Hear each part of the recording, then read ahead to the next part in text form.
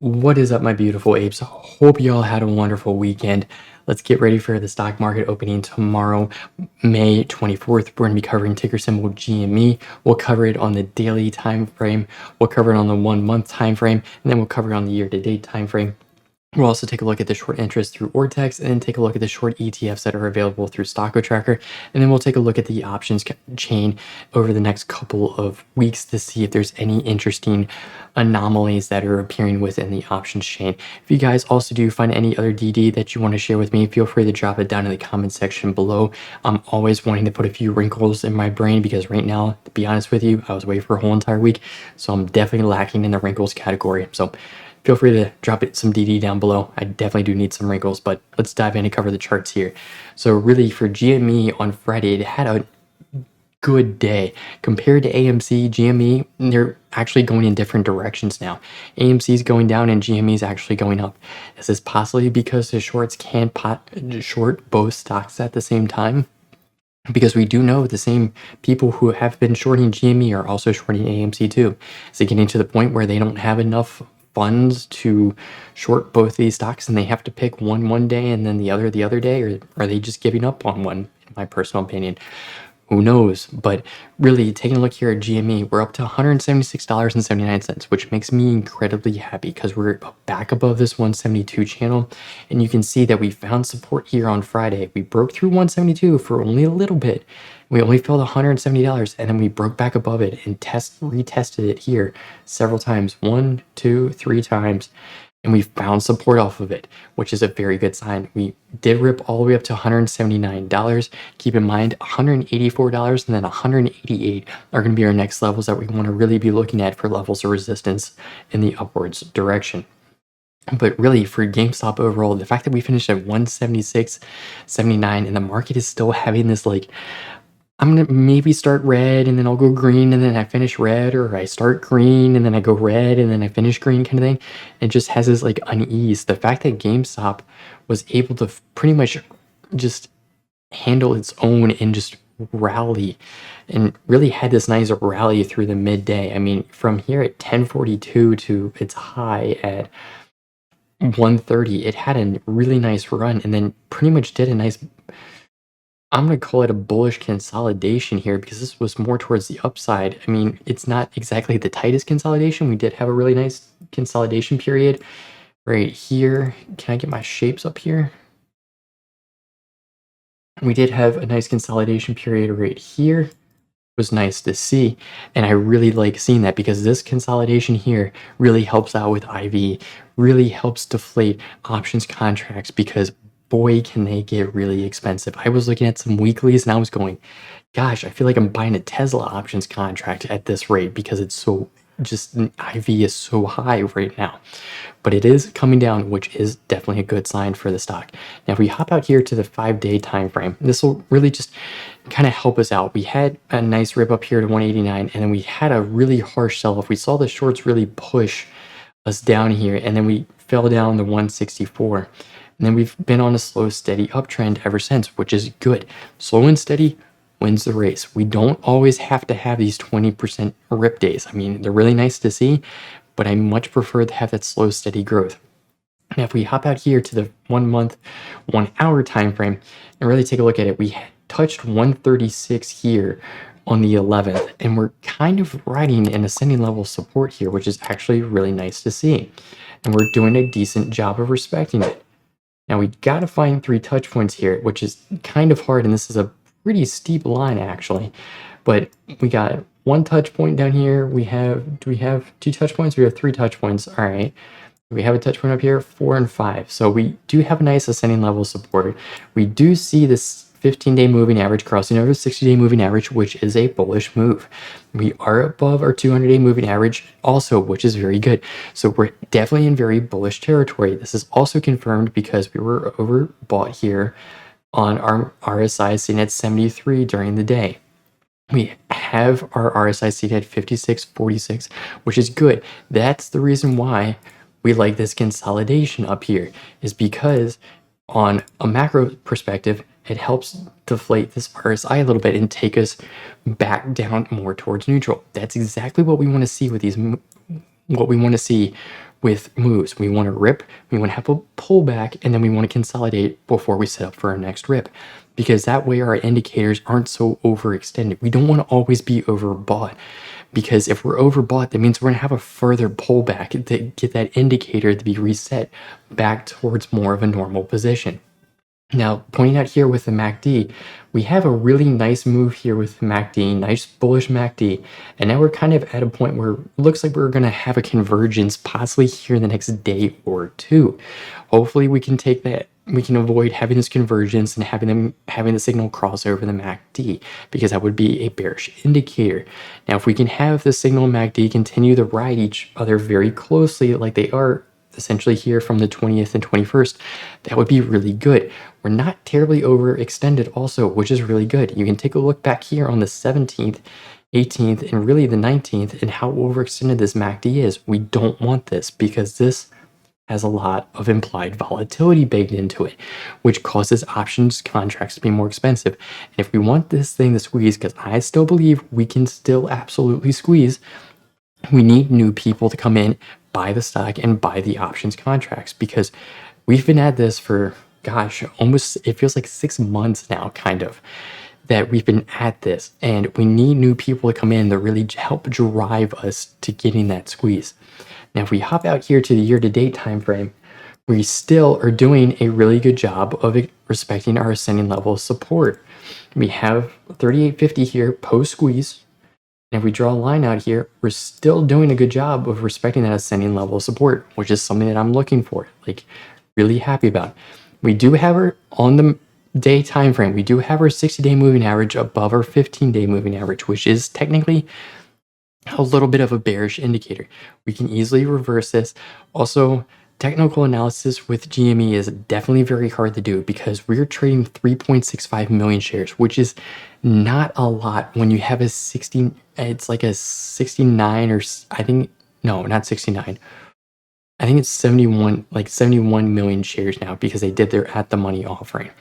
And that's the whole thing, is we're trading very, very low volume. So it is incredibly hard to do technical analysis on incredibly low volume. So keep that in mind. But I'm going to do it for you guys because I prefer to do technical analysis so we can at least get an idea of where we might be going. Because I'd much rather know where I might be going versus trying to just essentially blindfold myself and then bird box myself around with a stock kind of thing. That's just my personal opinion, but we still have a bullish MACD here. So we had the convergence here, and then we have the divergence on the 17th. So on the 14th, we have the convergence. On the 17th, we have the divergence. And the fact that we're crossing over the equilibrium is a good sign. And this is not incredibly overextended. We have our RSI sitting here at 55.62. So we still have plenty of room to move to the upside before we become overbought, which is an incredibly good sign for the stock, in my personal opinion. Now, let's go over here and cover the short interest through Ortex. We did see a 0.51% increase in our short interest through Ortex. Current short interest is sitting at 12.36 million shares. Shares on loan is sitting at 14.54 million shares. Short interest or free float is 20.45%. Currently, right now, GME has a lot higher short interest to free float than what AMC does. So if one were to squeeze more, in my personal opinion, right now it would be GME over AMC because of the short interest of free float. Additionally, the low volume tells me that a lot of people who are currently holding the shares are retail people like us apes, and we're just waiting and waiting for margin to call Kenny G and say, hey, we want your mayo, and Kenny G goes, no, not my mayo, kind of thing. But anyways, 250,400 shares borrowed on Friday. We saw a net borrow change of 73,900 shares. Our utilization sitting at 63.49%. So there's still plenty of shares to be taken out, which probably will be reflected over here in Stock Tracker. Yeah, 600,000 shares to borrow at a 1% fee. Now, the huge thing that AMC has right now that GME doesn't have is AMC has a higher cost of borrow fee than what GME does. Now, if GME got a higher cost of borrow fee, had less short shares available and all that kind of stuff, and was kind of in a similar position as AMC with its current short interest or free float, we would definitely be in a primed position to squeeze. we take a look at our short ETFs available, 36,501 are currently available as of May 23rd at 1:04 p.m. Now we can see that there is a change over the day, which indicates that we're not just seeing short shares through the stock, we're seeing short shares through the ETFs also, which is kind of key because we're seeing a lot of shorting going on. We're seeing some naked shorting going on because I can tell you right now, there's a lot of synthetic shares. There's a lot of naked shorting going on because there is no way that they're holding the price of this stock down with us having as many shares as we currently do. We just have to wait for the SEC to do their thing and say, hey, y'all messed up. And then we squeeze, or essentially margin comes calling the Kenny G asking for his mayo and he doesn't want to give it up. But anyways, 1% borrow fee at 600,000 shares.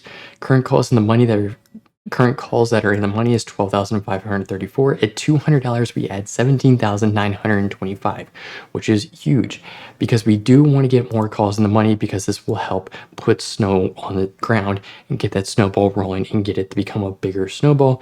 So when we roll down the hill and we do have a gamma squeeze leading into a short squeeze, we now got more hedges, in my personal opinion. That's how I think about it. But really, if we take a look here at $200, we have 2,499 contracts in the money. At $300, we have 2,098 contracts in the money.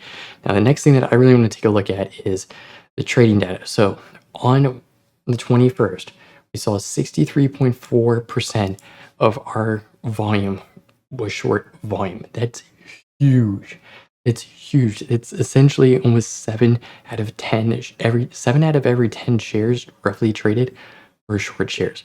If you want to be a little conservative, 6 out of every 10 shares. That's a lot. And our dark pool percentage was 43.8%.